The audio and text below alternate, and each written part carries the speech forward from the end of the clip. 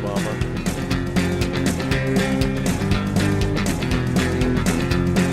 Bacon cream pies in your mom's eyes. Bacon cream pies all the time. Nobody's seen my shoe. I hate tomatoes, but I love ketchup. Can't find it. I'm That's looking just a everywhere. thing, and it's not even true. Please, My I taste have to will drive change when home. I think about you, and I have to say, Have an it edible was earlier. hard to leave you I alone. think I'm gonna shit my pants. Please, God, help me leave you alone.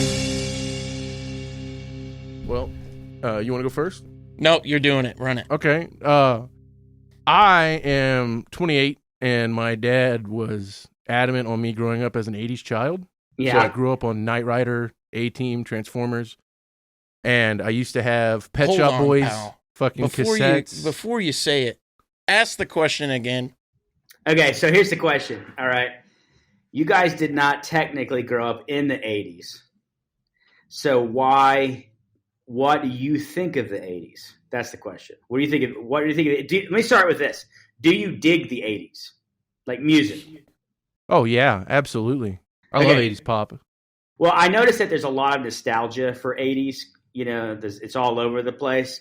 And I've always been curious, like people who didn't grow up in the 80s, why do they dig it? Why is it so cool? So yeah, why do you guys like the 80s? Well, I grew up, like I said, I kind of really grew up with it. You know, I collected cassette tapes. My dad would take me to yard sales. We'd find 25-cent Billy Joel, Pet Shop Boys. Yeah. So the music is it's what I listened to growing up. So I love it, you know, and Yeah. it's such a creative music. It's different for like me, right? Because I got really into bass a while back, and I was a really big bass player. And even pop songs like Rio, Duran Duran, you have some of the nastiest staccato bass line that has ever existed. Duran, man, they were like this insane pop band, and then you like listen to bass line, you're like, what the hell is going on It's under insane. the hood? I know. Kajagoogoo, Too Shy. What is that? What the hell? I know. That's a good one. That's a real good one. That's a weird song too. I love it though. I love it. Yeah, I'd say for me is probably just like the creativity is a huge thing for me. Like I'm a huge into like punk music and stuff. So really the idea of like anybody can play, anybody can make music and get out there and do it is kind of like formed in the 80s, I think, you know? Yeah, I would agree with that. I mean, like the late 70s punk movement was very much making that kind of claim. The punk sound but what's produced by that doesn't last very long. In other words, like anybody can play it is cool for a couple years. Yeah. And then it gets quickly replaced by the best, you know? Right. Sure. And that, you know. What about the Ramones? They suck. I I love mean, the Ramones, but I'm just saying, like, their vocalist is terrible. I don't agree. I mean, I guess that's an element of taste. I think that they are like kind of the perfect band for what they did. You know? Have you seen their live stuff? Have you ever seen them live?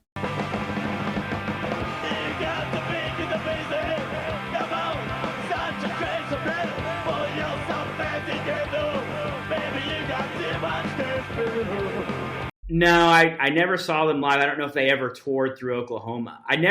So I would have been really young for them. I mean, I probably, like the 80s is one of those eras of music that's weird for me because it's when I was like 6 or 7 when it was just the water that I swam in and I listened to 80s nonstop. And it's the music that is kind of untouchable in my mind. I don't listen to 80s music. I feel it. Like it puts me in a place that is very, very nostalgic. Makes me just, because I grew up in a really rural town in Oklahoma and it just puts me back there. So I'm not even that judgmental of the music. I just kind of, especially the early part of the 80s, I sort of swim in it. But it's not like I went to concerts. First concert I went to is Hall & Oates. Okay. Yo. First concert. Played in Norman, Oklahoma. And their album, I don't know, remember the name of the album. It had the song Out of Touch on it. That album was I listened to a Walkman. I think it was like 1984. And that was like one of the greatest moments of my life, was listening to Hall & Oates on the playground on a Walkman and just like walking around the playground. And, you know, like, who cares? But that was like the first time that ever happened to me. And it was so amazing. It was like the most amazing experience of my life. One of them. You know, that this isn't really an 80s thing, but it's an interesting thing. You know, there's always some music that will appeal to you that doesn't appeal to the general public, you know? Yeah. And I mean, more than just like, I listen to a lot of like little bands that nobody else knows, and, you know, but specifically like, you're talking about like music nostalgia. For me, 90s Metallica, like Load and Reload, which are two albums that even Metallica fans hate. Yeah. You know? And I love those albums, and they mean so much to me because that was, you know, same thing. I was a little kid on the playground on the swing singing Fuel, and yeah, you know, that's a powerful, you know, because when you're a kid at that age, you're not judgmental because you're not really comparing it to anything else. You're accepting it for what it is. And it's also at that age, things are so much more magnified. Like they have a deeper resonance with you.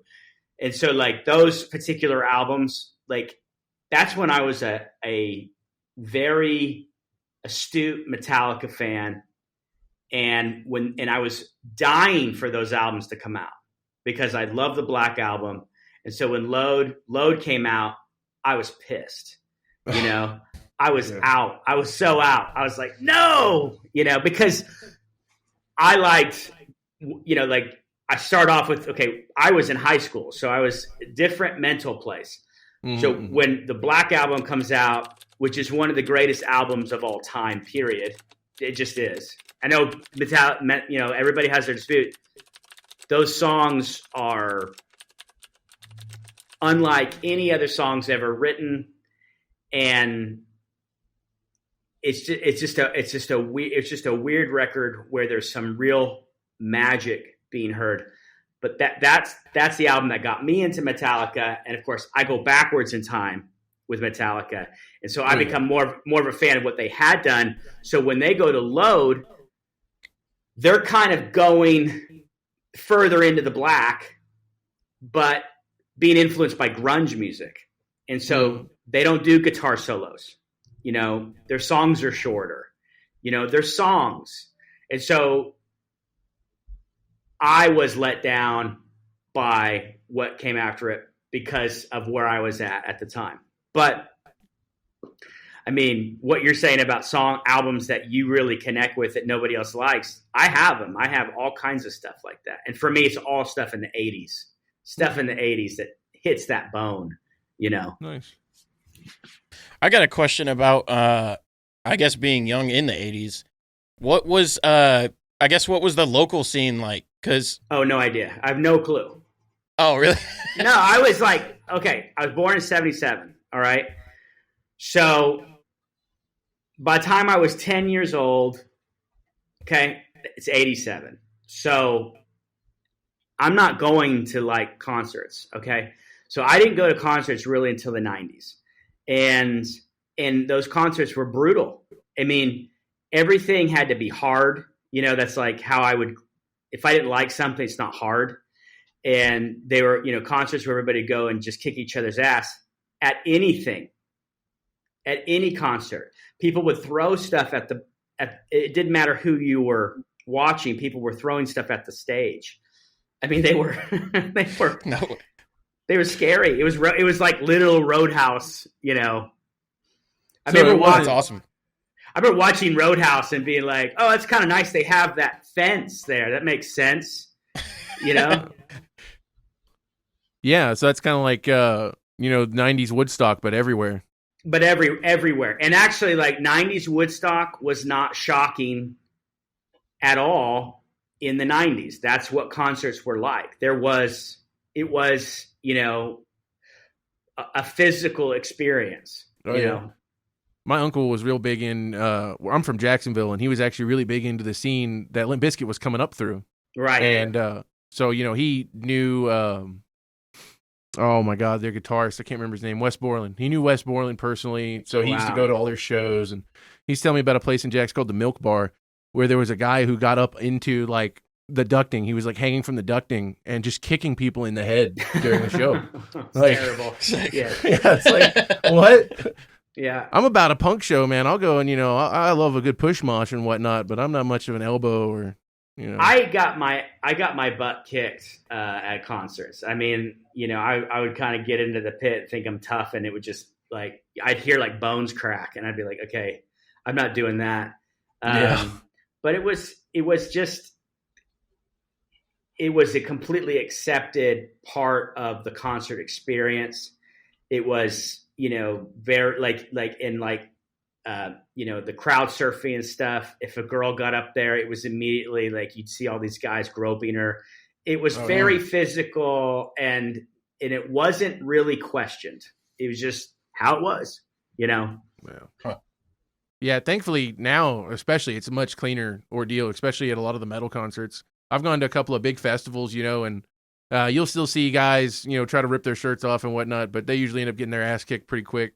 Yeah. People don't really tolerate a lot of that anymore, I think the person, if you want to talk about the local music scene in the 80s, you should talk to Scott Booker. He'd really give you the report on that. And I'm sure he'd be down to talk with you about it because, that's how he saw the Lips during that era, which is really an interesting era for the band. It's not talked about a whole lot, but, talking about visceral shows, they were like lighting stuff on fire and doing all kinds of weird stuff at the shows themselves in the 80s. But I was Kiss. Some interesting stuff about that is like my dad, I just went to go see Cinderella with my dad earlier, like last week. And he said that, or who's their guitarist? Like Robert something? I don't know. No. Well, he said that his band, when he was a kid, had that guitarist and he kicked him out because he was weird. And then he went and played for the Flaming Lips. Oh.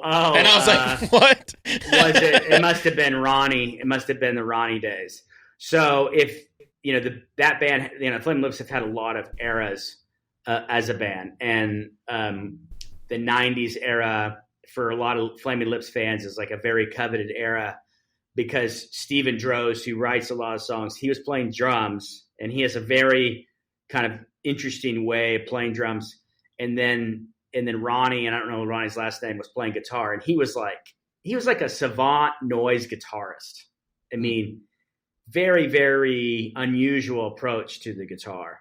And those records can be either amazing or horrible. Like it's kind of like they either make sense to you and you're 100% on board, or you're like, turn this off, please. I don't want to listen to this. I think it's weird that the Flaming Lips have taken they're so big here in Oklahoma. You know what I mean? It's like the whole school is made because of it, Well, have you ever seen them? Have you ever seen them live? No. Okay, they're probably one of the greatest live bands of all time. I have no problem saying that. They have like the most. It's like it's a psychedelic circus. Every song has so much going on visually, and when my band first started working with Scott Booker, he'd be like, come watch a Flaming Lip concert, and I was just so terrified. It's like, how could we? This is your main client. How would we ever come up to this level of like showmanship, at a show? Yeah. And it's a show. When I say one of the best live bands, I mean in terms of show, like not necessarily as performer. Like that's not what they're known for. We're talking about like an experience you've never encountered before as as someone watching a show. That's what they're amazing at. Oh yeah. I asked him because I was looking at doing artist management, and I asked him, how do you get someone, like if you're going up to an artist and you want to sign them or whatever, what do you tell them that makes them want to sign with you? Well, so what you would do is if you dug a band, okay, you would just go, hey, how can I help you? That's how I would do it. Just start there. Don't sign them. Don't do anything like that. And the reason you don't want to do that is because maybe you don't want to work with them. You got to kind of get a sense of what they're like too. But just start off going, hey, what what do you guys need help with? You need me to put up flyers? You want me to help you get some shows locally? What can I do? What do you need help with? I love the band. I want to help you guys be successful. And then that'll give you an idea of what they're like, and if you can have a relationship with them. And then after you've done that for a little while, you kind of know, and they kind of know. Yeah. And it's kind of like dating to a degree. So it's like you've been dating for 6 months, and then you're like, we're boyfriend and girlfriend, right? Or whatever. You're my partner, sure, right? Yeah. We're going out, right? There's a natural thing to it, and it has to go that way because it's so intimate of a relationship. I mean, you're going to be the person that knows all their bank account numbers and all their social security numbers, and their private life is going to be something you're going to deal with. So it has to kind of happen that way. That's what I'd say. Gotcha. Yeah, I like that. That was a good answer. Cool.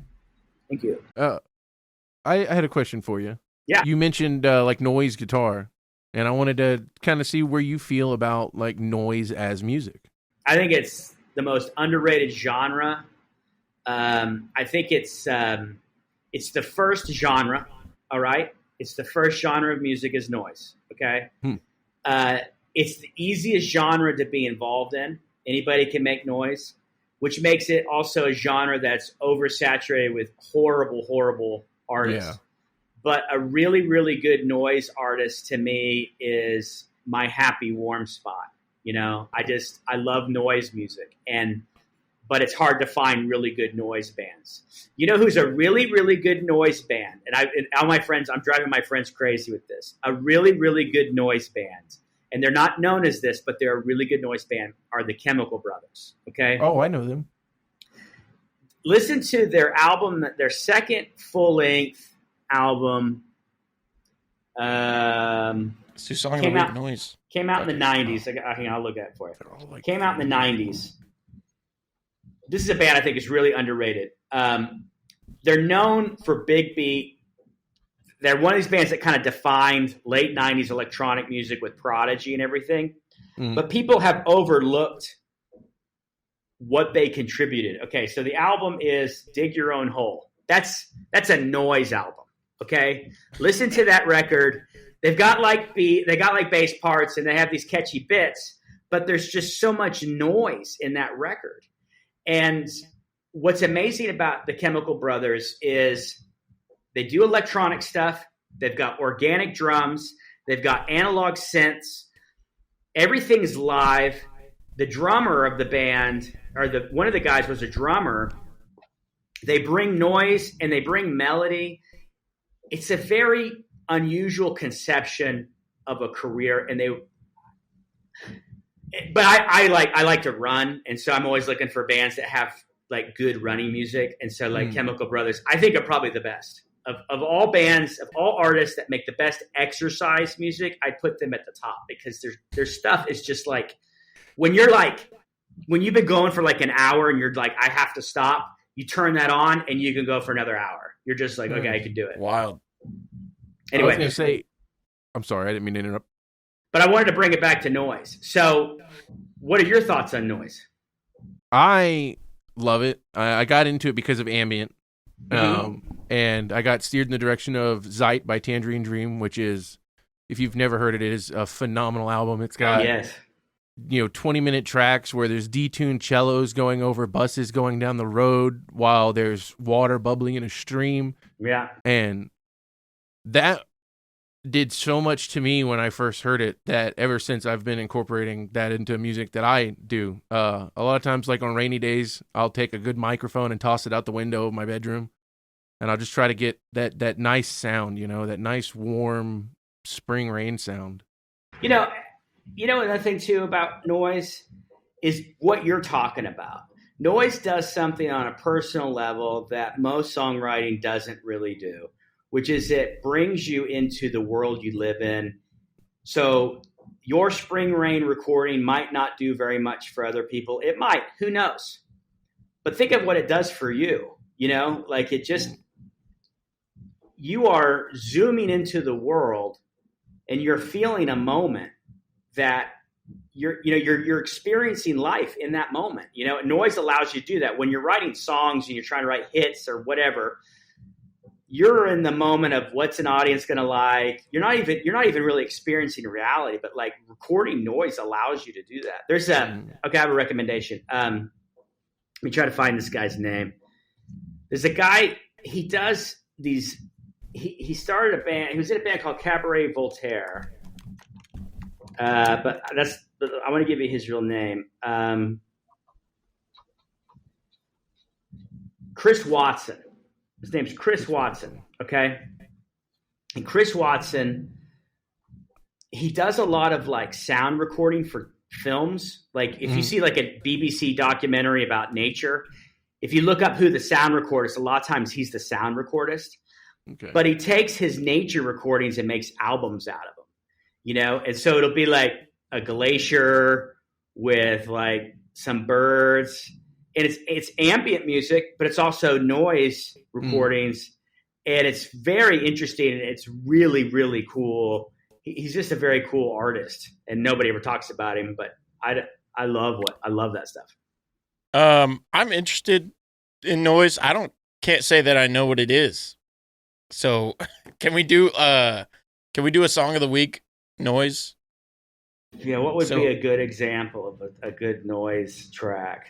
So pretty much, yeah. So you come up with a song, he's going to come up with a song, and then I'm going to come up with a song that I think is noise, I guess, after you guys. Yeah.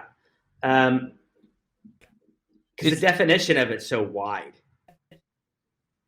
I just feel like it's going to be difficult, too, because a lot of it, especially the stuff I listen to, being more in the ambient side, is longer songs, so it's difficult to really capture what it is in like a little 30-second snippet. I got you. That makes sense.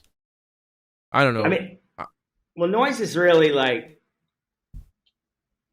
noise can be anything. It can be defined as music, and it doesn't have, it just sort of challenges what we conceive of music to be. I guess like anything that's not specifically based on normal harmony or melody would be something I'd label as noise. You know, any musical experience that's not based on rhythm, that's not based on melody, not based on harmony, that would be where I put in the category of noise. But it can do that, you know. I mean, like Chemical Brothers, like I said, they use a lot of noise in their music, but their stuff is based on that. So, what would be? It's a good question. I've never really thought about this. I see. I don't know. I was thinking like big wall of sound type of thing. Yeah, I know. Well, okay. One answer would be, okay, there's a band called the Swan, but they're just called Swans. Yeah. And they put up these 3 albums, Glowing Man, and then there are 2 before it. I can't remember the name of those records off the top of my head. But what would be a song of theirs I'd recommend? I just, which one captures it?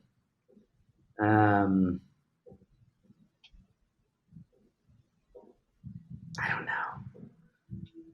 Because my favorite to. Yeah. Sorry, I didn't mean to interrupt again. Oh no, there's it's a little bit of a delay. I was just wondering if you ever listen to any like post metal. I don't know. Who are some of the artists that would be considered post metal? I would say generally like Pelican, Isis, Neurosis, Russian Circles. I recognize the names. I recognize Russian Circles. I recognize Isis. Of course, it's really just like doom metal and crust punk and shoegaze kind of all thrown together. It's really weird. I'll have to check that out. I like the idea of all that stuff. My Bloody Valentine is a pretty noisy band. I mean they're pretty famous for that. Okay. We talk about shoegaze. Yeah, so they're like shoegaze, right? They're labeled shoegaze, but their music's really noisy, and they weren't, they didn't know what that was at the time when they were coming out with their records. Yeah. Honestly, I think that My Bloody Valentine, specifically live, is an example of noise because they're famous for turning their instruments up, everything up super, super loud, everybody has to wear earplugs.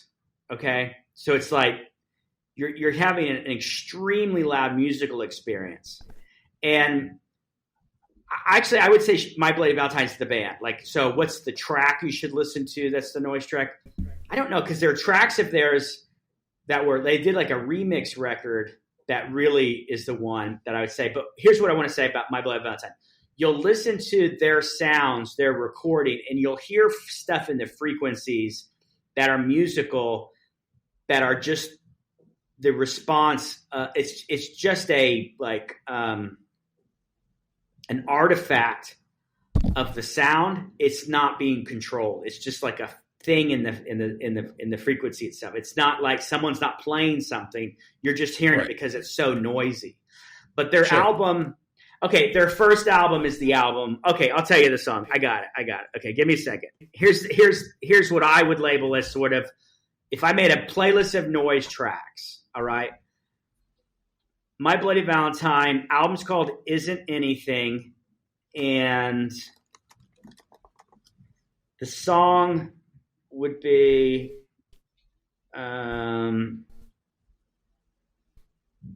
maybe it's All I Need. Let me look it up. Yeah. All I Need. Okay. All I Need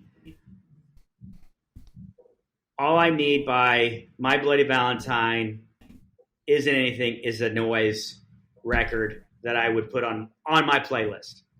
I'd put Chris Watson on there. I'd put John Cage on there. But like the Chris Watson and the John Cage stuff, it's not something you necessarily going to emote to emotionally in a powerful way. But I do love that track by My Bloody Valentine. I think that's a great track. Awesome. Do you mind if I play a couple of seconds of it real quick? Do it, and man. then in post, I'll overdub it.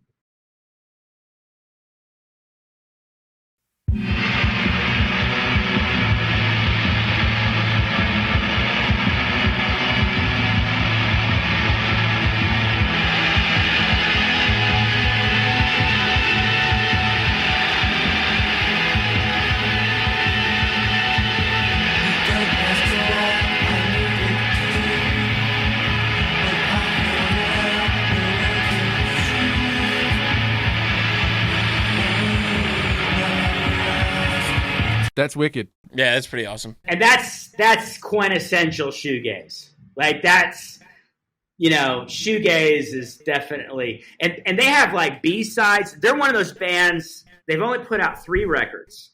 And they're one of those bands that every single thing they've ever done, their fans try to find and listen to, and they're considered a shoegaze band. I think they're a noise band. I actually think they're a noise rock band. That's where I would label them. And they're a very listenable noise rock band. Have you ever heard of Sun? Oh, yeah. S-U-U-N? No, it's S-U-N-N, and then they have the O and then the little apostrophes. Okay, then okay. I think so. But wouldn't they be called Sun-O? I don't know. No, because it's actually, so it's an icon that they replicated from an old Sun Model T amplifier. Where it had the sun radiating heat off the side. So they recreated it using O and then the parenthesis. Okay. All right. So it's that's really cool. Well, and they did an album. Okay. I got another. Okay. Here we go. Here's another one. All right. Noise artist. One of the greatest. Okay. Not easy listening, but one of the greatest is Scott Walker. All right. And because Sun did a record with Scott Walker, I believe. Okay. Scott Walker he's such an interesting artist because he was a pop artist in the 60s. He's got a super croony voice. Had a pop career. Okay, had a pop career. And then in the 80s, he started making these conceptual records that you just have to listen to them. I mean, they're like David Bowie on his, on his biggest acid trips. He's known to like, the lore about him is he records these records and he never listens to them ever again. He won't listen to anything he's put out. Do you guys watch David Lynch movies at all? Is that the guy who did Eraserhead? Yes. I'm familiar, but I haven't had the opportunity to watch a lot of his stuff. Okay. Well, Eraserhead's kind of a tough. I mean, some people love it. I would start with Blue Velvet and Mulholland Drive to see if you have a taste for him. And if you don't like those films, you're probably not going to go much further with him. But Eraserhead as a piece of music is what I would call Scott Walker. And he is straight up a noise artist. Like, he has melody and he has songs, but he uses noise. He uses noise in his composition. Like, he has a song where he's like, the rhythm of the song is them hitting a big thing of beef. You just hear him hitting meat, and that's part of the soundscape that he's exploring. I put that on my list of noise. I like how this has gone from 80s to noise. I'm down. Yeah. But he did a record. He did a record with Sun, and I'll listen to Sun. I mean, where should I start with Sun? I would say It Took the Night to Believe. It's probably their biggest song, and it's really just their biggest thing is the guitar tone. That's their thing. They're atonal and arrhythmic, and they play with out-of-tune guitars. Oh, wow. And a lot of times, both of them, when they play live, will have 10 full stacks behind them at full volume. They do some of the loudest concerts in the world right now. It's crazy. But that's what I was going to choose for my song of the week really quick. And I'm going to subject you to it again, put it up to the microphone. So yeah. Can you hear it at all? I can hear it just a little bit. Oh, right. Okay. I'm going to play 30. What's the track? It Took the Night to Believe. Okay, got it. And I'm going to play a little 30 seconds of that real quick. All right.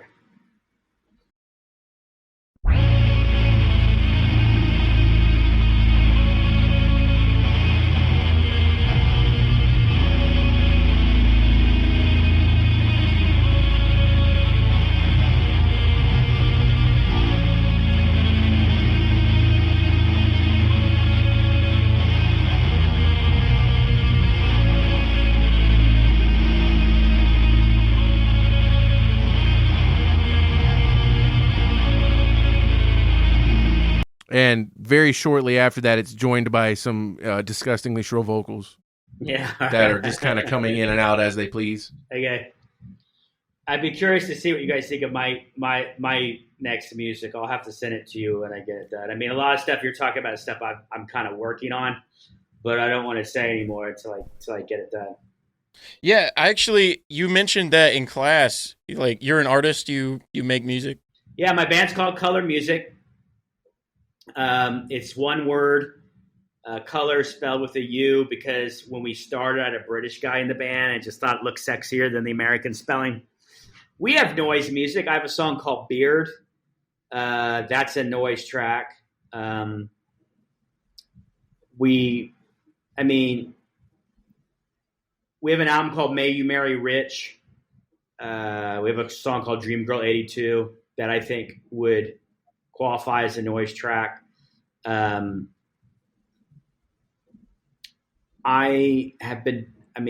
always liked noise in music and using it. I've always used it. Okay, I'll say this. Okay, so I did an album called Swimsuit, which was a failure, by the way. If you're talking about 80s, it's a kind of an 80s album. I wanted to do an album where you used, I called it erotic noise. That was what I was trying to do, was use noise and make it erotic in the way that late 80s, early 90s music was very erotic. Mm-hmm. And I have a song called Swimsuit. That was the closest I got to it. All right. But I failed. Okay. I failed at my goal. And when I listened to it, I'm like, you didn't even come close. But I tried. Somebody says I tried. Hey, that's how it's done. Let me see if I can come up with what I thought would. I guess I would be interested to know if you guys think this is noise. But I have to find the song first. So no sweat. Yeah, keep talking. You know who? Okay. You know who else is a good noise artist? Is Daft Punk on their very first album. All right.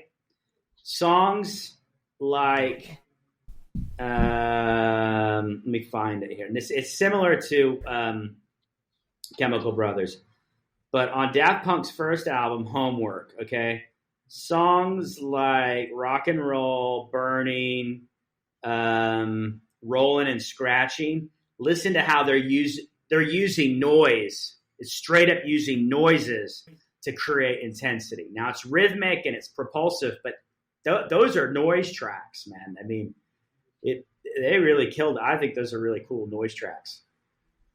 Wicked. So like, what about like Lipman Conjuring or something like that by Tool? Would you say that there's noise in that too?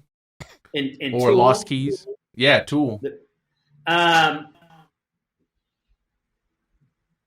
Because they have songs like Lost Keys where you just hear a guy walking around for like a good 4.5 minutes. There's just footsteps going from left to right. I was going to say that, like, okay, so from Tool, like we're talking about Tool, I would say that like their sound experiments are noise. But their songs are not, kind of almost the opposite to me because they're so highly composed, you know? And they don't use a lot of noise in their songs themselves. You know, it's usually just the primary instruments playing it. So I don't really hear a lot of noise textures in their music. But I would not, you know, but they're in between tracks or whatever, definitely, you know. And I mean, that's the stuff I'm talking about. You know, like Aeon Blue Apocalypse, the weird little 2-3 minute long things that they do in between the big songs. I love that stuff too. I mean, that's the thing that I feel like Tool's missing. The modern Tool's missing is their sense of humor. Like they're just not funny anymore. You know, they got kind of too serious about themselves. And so I love the serious stuff. I mean, I love what they do, but I miss their surrealism. I kind of feel like Tool has gotten to where they know themselves too well and they don't really try new stuff. It's Tool. We know what Tool is. This is what we're going to do. And so for me as a listener, it's not very exciting, you know? I agree. I was a huge Tool fan. I was in a Tool cover band for like 2 years. And, oh my God. That's some work, man. That's a lot of work. I was the bassist too, so I had a lot of fun. Big Tool cover guy. Yeah, I love Tool. All right, let me know if this is noise to you guys.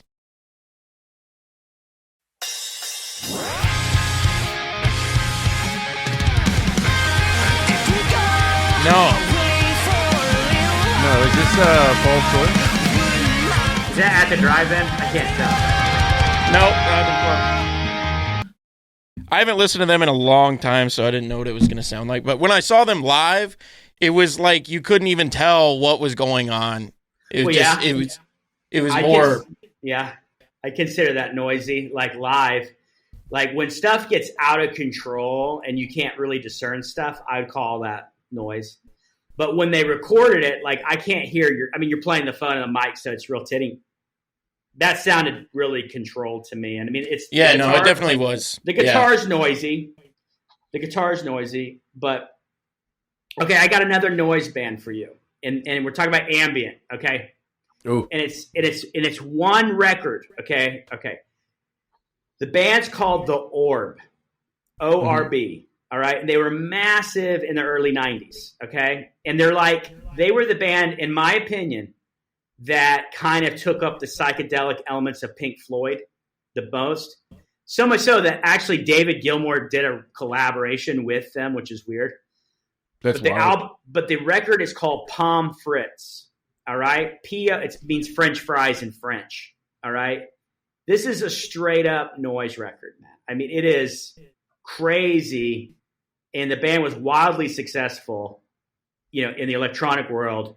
It's a straight up noise record. And you talk about ambient noise. This is an ambient noise record, and no one talks about it. I think it's absolutely brilliant. Weird. I guess Full of Hell. Have you ever heard of Full of Hell? No, All right, they're definitely noise. I know that they're noise, but I never liked them, so all right. I never liked them, so I wouldn't. You know, I think that noise artists sometimes can be too conceptual And so they make stuff that sounds really crappy, but but it's got a concept behind it, and so therefore it's worth putting out. But it's just, I don't want to listen to that, you know. I don't know about Full of Hell, but I think noise artists, they kind of give themselves a pass. Like Lou Reed is real famous for an album called Metal Machine Music, which is a noise album. Okay, it's just him, like, I don't know what he's doing. He's just making grating sounds with noise, and it's famous because he's famous. And people try to take it seriously, but it's just kind of, who cares? It's a kind of a who cares. It's like when Kanye put out that song where he was just like, scoop to poop. I don't know if you've ever heard that, but Kanye put out, dude, he hyped it up and everybody was so excited for it. And it comes on, it's all like, lift yourself up off your feet. It's got this cool sample from like some 60s R&B. And then he's just like, poopa de scoop, scoop de poop, poop de whoop de scoop. And what's really crazy is that it was the best-selling song on iTunes for like a week. It was wild. I don't remember that song. I'm not that into Kanye, so I mean, like I know a lot of students are really into him at the school. I'll listen to stuff I listen to, but I'm never like blown away. I always feel like it's, you know, it's okay. Hey, he sampled King Crimson, man. I'll give him some credit there. You know, that's cool. I don't really like his music, but like, I think he's got like a creative mind. Oh, for sure. Which is cool. No, I agree with that. You're right. He is definitely a creative thinker. I agree with that. But it just doesn't cook my chili when I listen to it. I'm never like, oh my God, I gotta listen to it. There are moments where I think it's really cool. Was it Black Skinhead? Like the nastiness of that. I was like, that's really cool. You know. Sure. But you know, but you're right. He did sample King Crimson, and that says it all. So, so I guess let's move on. I'm interested in like what brought you into being a teacher at this school. Well, okay, so I was an artist. I mean, I still am an artist. It's just like I'm a dad now, so it's like I feel like I'm an artist on pause. I just have to take care of babies. But basically, I was a part of the school way back in the beginning because the school has a UK connection. And my band was, you know, working with Scott. He was managing us and stuff. And so he was telling us about the plans. And so I was there before the school was even like a real thing. And then whenever we toured the UK stuff, we would actually go to the UK school and rehearse there. And, you know, they were all really cool. So when he started it, he was like, hey, would you want to teach some of the classes? And I was like, sure, I'd love to teach it. And the schedule was really great as an artist. I have a master's degree in English, so I actually have probably a little bit more university background than a lot of the other instructors here. So it just became kind of a thing where it's like, well, Ryan, you want to teach more? And I was like, sure. And so it was just kind of one of those things where it just worked out really well for me. Hey, I'll tell you what, awesome. I've got another question specifically about my future. Okay. When I get this degree, like how much weight is it going to hold? Because like, could I get a job in the music industry with this degree?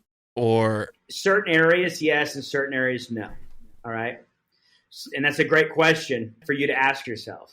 And it's a question that I really kind of like in my business classes and stuff, I really want to emphasize to students that we're going to teach you how the industry works, but knowing that will help you when you get a job, but getting the job itself, a lot of times you got to figure that out on your own, because so much of what matters for people's jobs and stuff is your connections, you know, your networking, who you know, and they need to feel like you're someone that would work great and is a cool hang.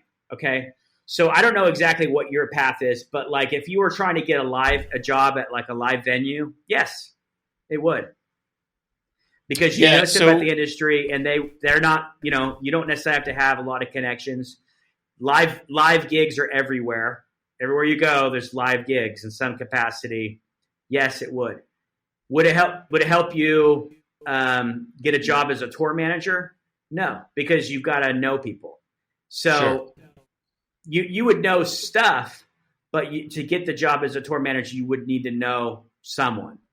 And that's where live venues first. I know. I'm thinking like a record label or like Milk and Honey, which is like an artist management company. You could get internships for sure, and there might be some paid internships that you could get a job doing. but it's going to go back to who you know. Okay. Sure. Because they're going to want to know. They're going to want to know if you're cool, if you have a cool taste. So a major label, yes, but are you good? You're going to have to move where they are. All right. Yeah. And you can apply for it. But see, I would tell you, Austin, I would say if you are just handing out your resume, and of course, I know I have your music culture, so it's a different style class than the other ones I teach. But I would tell you, you have not listened to anything I've said in any of my classes, because I'd say if your only connection to that business is your resume, you failed. You've got to already know them.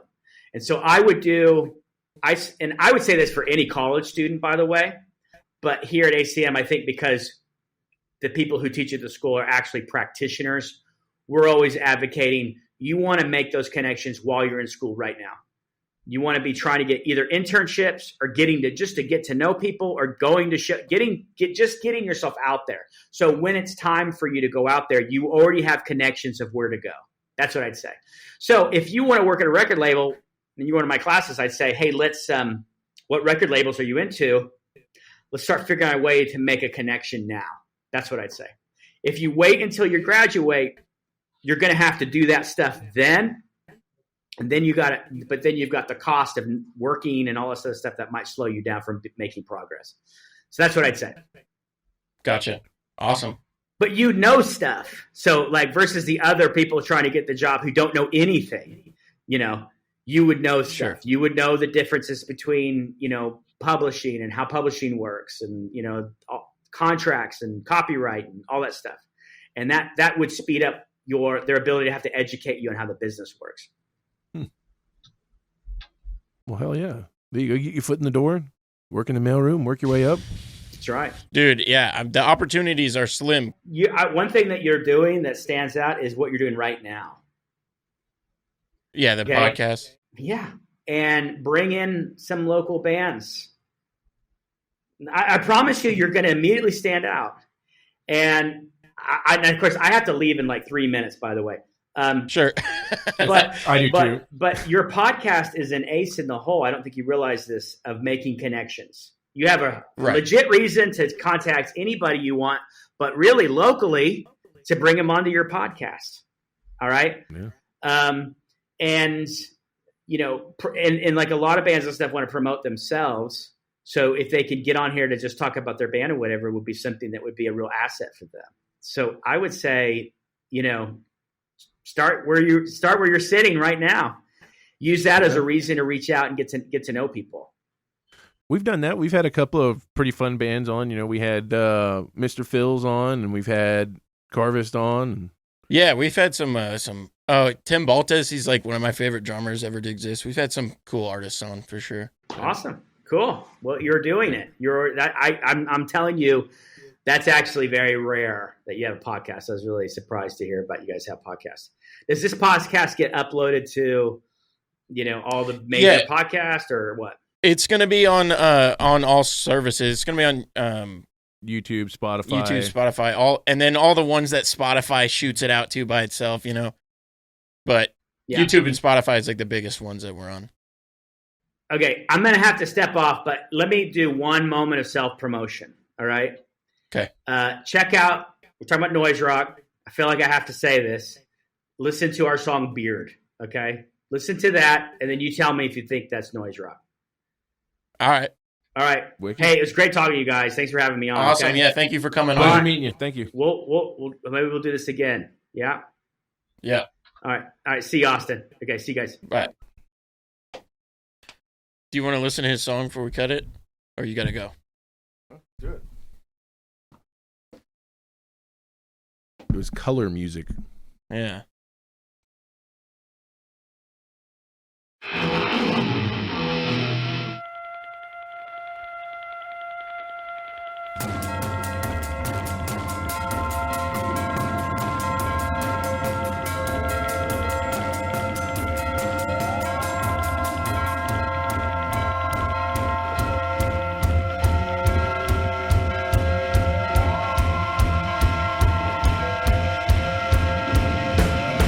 Shit.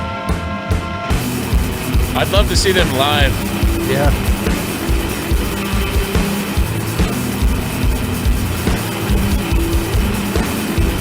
It's definitely noise. Yeah.